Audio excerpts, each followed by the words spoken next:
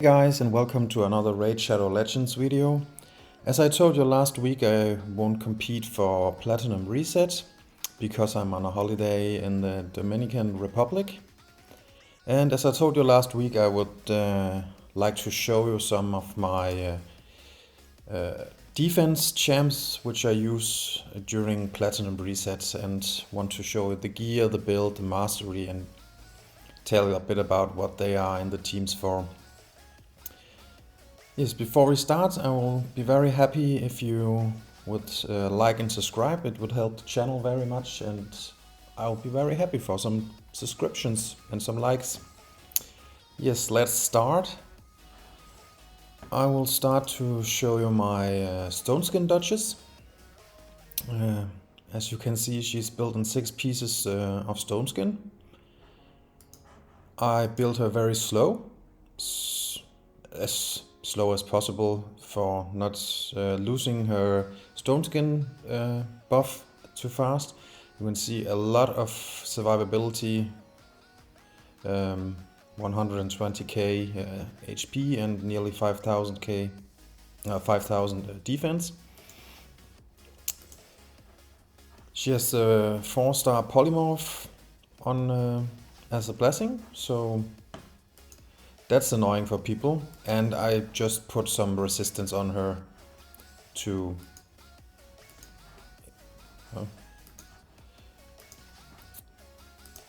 increase her overall stats. She's mainly in the arena team to revive and block, put block debuffs on, and increase attack if I have her attack champions in. Her passive is very strong because she decreases the damage all the other champions will take, and also with the perfect whale she will also decrease the damage the other champions will take. So that's her role in my defense. And the next champ I want to show you is Mortimer Cup. He's primarily in my defense as a threat, so you also have some kind of a win condition in the fight. As you can see, also very popular 6-piece stone skin, as slow as possible, and of course 100% crit rate, and I try to stack crit damage as high as possible, and HP of course also as high as possible. You can see in the build I went with flawless execution because his peril already ignores defense, so I don't have to use Helm Smasher in this Nuka build. I don't have him booked because his main skill is to use his peril, his secret ability. You can be lucky and it procs all the time. That's mostly when you fight a Mortimer Cup, and you can be unlucky that it never procs and you will lose the fight because somehow the opponent will kill you. I have a lightning orb on lightning cage on him to secure my my stone skin buff. Yes, and he's my normal nuker and damage dealer in the defense. Then next I will show you my Uuko. Where is he? Uuko's there. And again, 6-piece stone skin. I built Uuko a bit faster than the others, just because I like his cleanse ability and his putting up block debuffs. So I have also have a bit accuracy and some resistance on him. I really like this skill, where he will attack all enemies twice and will pull off 2 random buffs and will place block debuffs and decrease accuracy, so that's very nice. Also, even if he get locked by a Warlord or Yumiko, he has his AoE A1 where he will place decrease attack to 50% chance. You can see if you book it, it's even more. And that's also very annoying in the plat when your nuker loses his attack. Also, he has a revive. The only downside by his revive is that he will use this skill even if there is no ally dead, so it will be a cooldown the most of the time. Yes, the next one will be my Mythrala.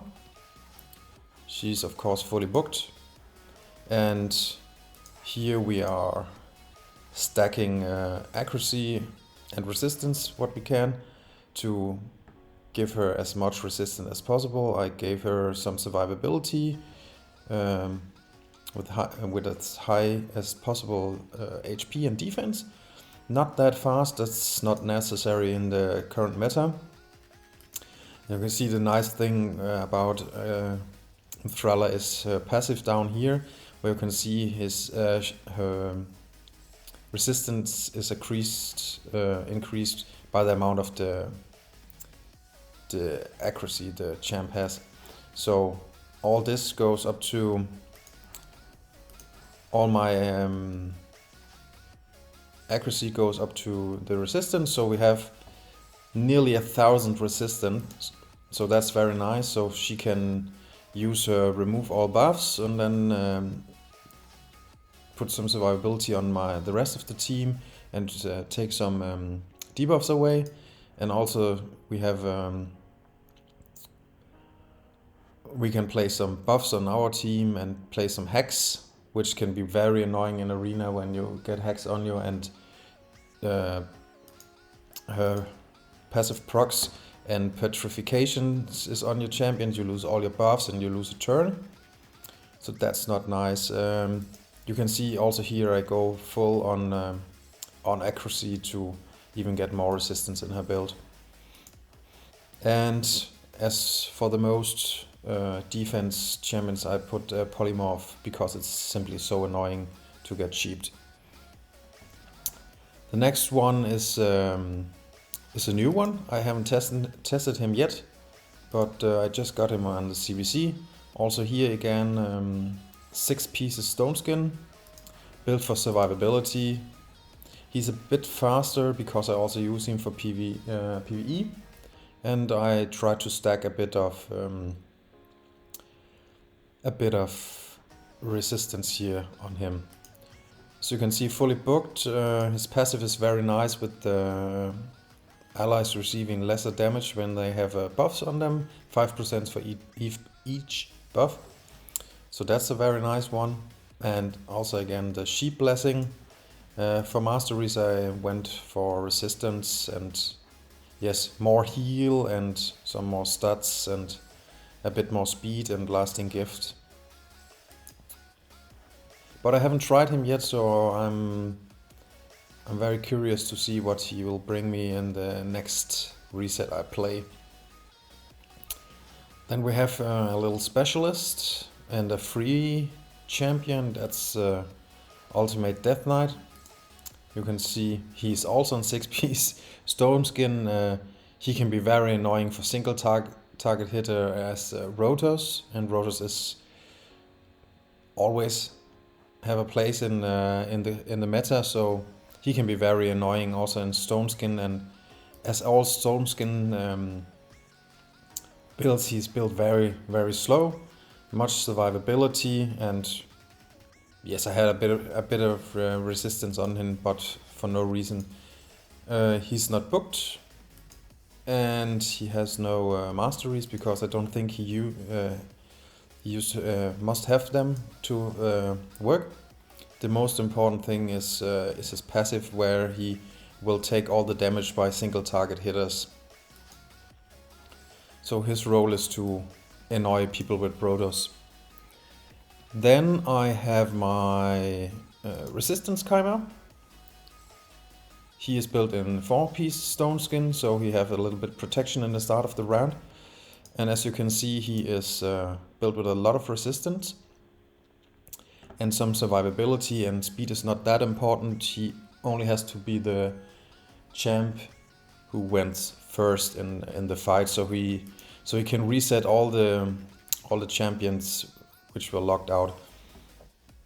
Often a resistance Kymar will surprise the opponent because they lock your whole team with the Uuko or a Warlord, and then your Kymar comes and resets all the skills, and then you can attack them and kill them. And of course I went for resistance in this resistant Kymar's build. Then what's also is nice for every defense is when you have where is he? A nice Warlord. And he is built as fast as possible and with that much accuracy as possible, so he can lock out the opponent. And when you see a Warlord in the defense, you all think, oh, is he faster than me, and will he lock me out, and will this take too much time? So sometimes people pass because they see the Warlord, so he's just there to scare people. And for the last one, I want to show you my Rotos. It's not a very good build, but as I said, Rotos always have a place in the meta. And if I had a Sifi, it would be very, very nice to use him some more. As you can see, I tried very, very hard to build him good. He needs so much stats to work properly. So I tried to stack some HP, some attack, make him fast. He should have 100% crit rate, and of course a lot of crit damage. And my gear is not that good that I can build him as I want. But he's always a part of the meta, and sometimes I use him, but it's not that often. So, and the thing with the defense is most not to win the fight, but it's to be so annoying, and it should take a long time to defend your defense, so the opponent think it's not worth it, so you don't get attacked on the platinum reset. Yes, I think that's it for today. I hope you enjoyed watching my my defense champions, which I use for Platinum Arena, and hopefully you learned something. If you liked the video, please like and subscribe, and I see you the next time. Goodbye.